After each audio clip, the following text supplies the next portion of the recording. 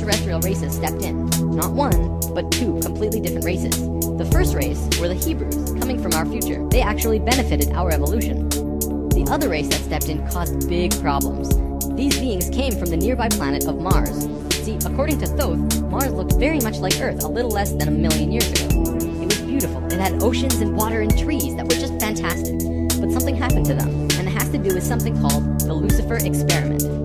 From the very beginning of creation, everything is simply an experiment. Creation itself was just consciousness creating and inhabiting itself in that creation. There is no divine plan. Spirit can do whatever it wants.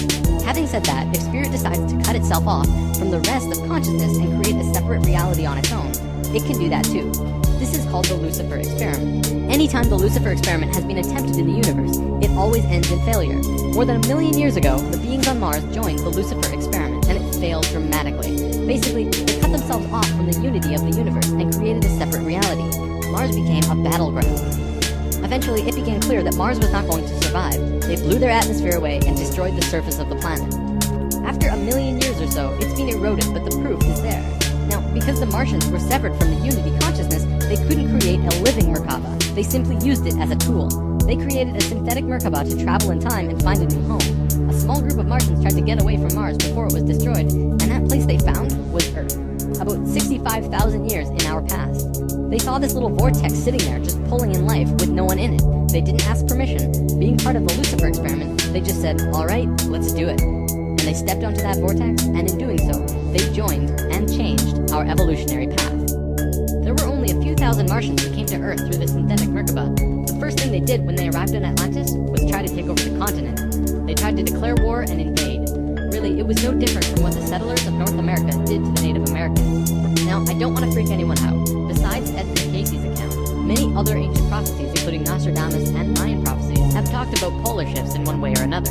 And modern science is becoming increasingly aware that there is going to be a polar shift in our near future, which is lining up with our consciousness shift, though they don't take that aspect into account. It's funny actually, a while back, NOVA did 2 reports on polar shifts, and both times NASA shut them down. Then recently, NOVA released a new video called Earth's Magnetic Storm. That video shows all of the evidence for pole shifts without actually using the word pole shift. It's almost as if a specific company doesn't want us knowing about this and the evidence that's been brought forth. Polar shifts are directly related to the magnetics of the planet as well. Our collapse of social structure is related to the geomagnetics of the Earth. Or perhaps it's the other way around. There's one other thing that we need to discuss about polar shifts. They always line up with a consciousness shift. They are interrelated. 26,000 years ago, we were exactly where we were today on the precession of the equinox. We had gone through our falling asleep phase, and we were about to begin waking up. It was at this point that there was a small consciousness shift. We actually went down in consciousness, not up. Now, in both the Bible and the Sumerian records, the accounts of Adam, Eve, and all of their children were recorded to have exceptionally long lifespans, like 900 years or so. So 200 years for us back then is like 20 years for us today. And then between 13,000 and 16,000 years ago, a comet approached the Earth. Because we were living at a high consciousness across all dimensions, the Atlanteans became aware of it before it hit. A great conflict occurred in Atlantis. The Martians, who were in the minority, even though they were in control, wanted to blow it out of the sky with their laser technology. However, the Nakals had learned of the comet's true nature, and the Atlanteans protested. They said that the comet was in divine order. They had to allow it to take place naturally. Let it hit the Earth. That's what's supposed to happen.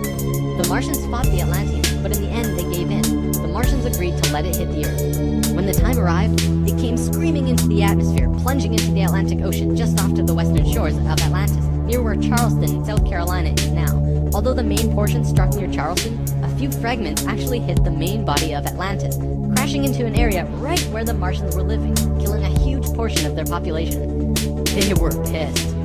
And when their anger rose to meet their desire for control, they decided to take over the Earth. They began to once again create a complex like the one they built on Mars long ago, to try and create another synthetic Merkaba. If they had succeeded, they would have gained control over everything on the planet. The Martians built the buildings in Atlantis. They set up the whole experiment, threw the switch, and lost control. The destruction was immense, the lower ones, and almost destroyed the Earth. The environmental disaster we are experiencing today is nothing in comparison. Though today's disasters are a direct result of these events. Because of this tear in the dimensional levels, a huge number of lower dimensional spirits and beings were thrown out of their comfort zone and into these higher levels. They were forced into a world that they did not know or understand. To survive, they needed bodies and began automatically entering into the bodies of people. For every human body, there were hundreds of lower dimensional spirits inhabiting them. beings were Earthlings like us, but very different, not coming from this dimension. The Merkaba is formed out of 3 star tetrahedrons overlaid on top of each other. 2 of them are counter-rotating and the 3rd is stationary. When the Merkaba is formed with the unity consciousness, it is formed internally with love. When it is formed externally through the Lucifer experiment, it does not have that love and can become unstable very quickly. The Martians' attempt at controlling the world took place on one of the small islands in the west of Atlantis. This place today is known as the Bermuda Triangle. It's a triangle because the top of the stationary tetrahedron of the Merkaba is actually sticking out of the water there, which causes a huge electromagnetic imbalance in that area. Many planes and boats have reported to have gone missing there. They just vanished without a trace. The imbalance is multidimensional, and in many cases, these ships and planes have been sucked into different dimensions, never to be seen again. Life was no longer about living. It became about surviving until tomorrow. It was a literal hell on Earth. We would only have 13,000 years to return to Christ consciousness. Normally, it takes hundreds of thousands of years for a species to get to Christ consciousness. We had to do it in a fraction of the time. If we didn't, we would not survive. This has never happened before in the universe, ever. A planetary grid is an etheric crystalline structure that envelops the planet and holds the consciousness of any one species of life. This grid does have an electromagnetic component associated with the 3rd dimension, but it also has a component for every dimension as well. These grids are geometric, of course. These grids give off light as well, and from space they can be seen as the source of the bluish glow around the Earth. Just so that you're not left in suspense, yes, the grid was completed. It came to life and is now active, though not really used. And then, it happened. The poles began to shift, and human consciousness began to plummet. Simultaneously, the electromagnetic and magnetic fields of the Earth collapsed, and all life on the planet went into the great void. During the pole shift, a phenomenon takes place where everything just seems to disappear for a certain time. Usually it's between 2 to 4 days, and the last time it was 3.5 days, because most advanced species will have their Merkabas handy at the time of the shift. We didn't, due to our little crisis, and we got sucked into the void space without protection. This resulted in us losing our memories. Science realizes that all of our memories are connected through cells in our brains as well as fields around our heads. The Merkaba is an electromagnetic field that you create around your body that can serve as protection from void as you're consciously going through it. When we existed on Atlantis, we were living at a very high level of consciousness in a higher dimension. We had extremely advanced and sophisticated bodies and minds, and were capable of practically anything, living in a dimension where molecules were spaced so far apart that consciousness could interact with them without physically moving. But then we fell. We dropped back down to this place called the 3rd dimension. We also fell in consciousness back to 0. We forgot how to use the pineal gland, and it slowly shrunk to the size it is now, like a raisin, where it's supposed to be eyeball size. This is why today we are so physically advanced compared to pretty much all the other animals in this 3rd dimension. In the Brotherhood known as the capital articular, a man and a woman. You might have heard of them. In the Brotherhood, there were 2 people in particular. It was part of the ascended man and a woman. You might have heard of them. Mary would show the pathway to Christ consciousness. It was part of the ascended master plan where they would bring in a being, would show the pathway to achieve Christ consciousness. It would come to Earth as a second level of the ascension process. The transitional experience from the 2nd to 3rd level would go into the ascension process. The transitional experience from the 2nd to 3rd level would go into the consciousness grid that was still being formed. He was able to transition because he was originally from these higher levels. That man is known today as Jesus, although his name at that time was Yahshua ben Hur. If Yahshua had not shown up, we would not have had that ascension experience available to us today. None of us would be aware that these higher levels of understanding even existed, and we would destroy ourselves. According to what Thoth said, Mary and Joseph made it interdimensionally. Mary could have been a virgin physically, but she made it with Joseph in a way that would allow a soul from a higher reality to come down to earth and have a human experience. Usually this is impossible to do otherwise. Through Yahshua's work, he came here just like us, a total human being, but he went through these 3 important stages: final death, resurrection, and ascension, and gave us these experiences so that we could access them down the road.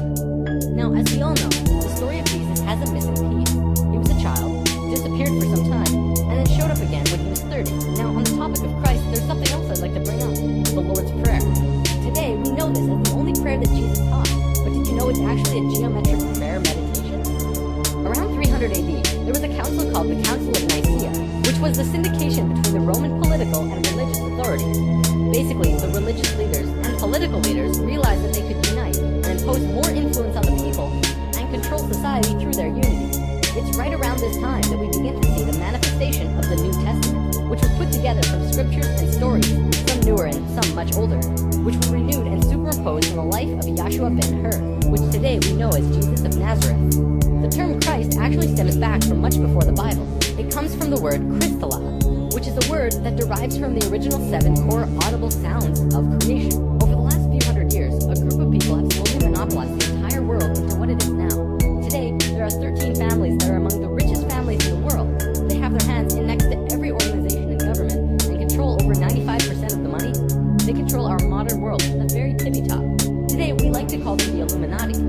that's not really who they are. The word Illuminati means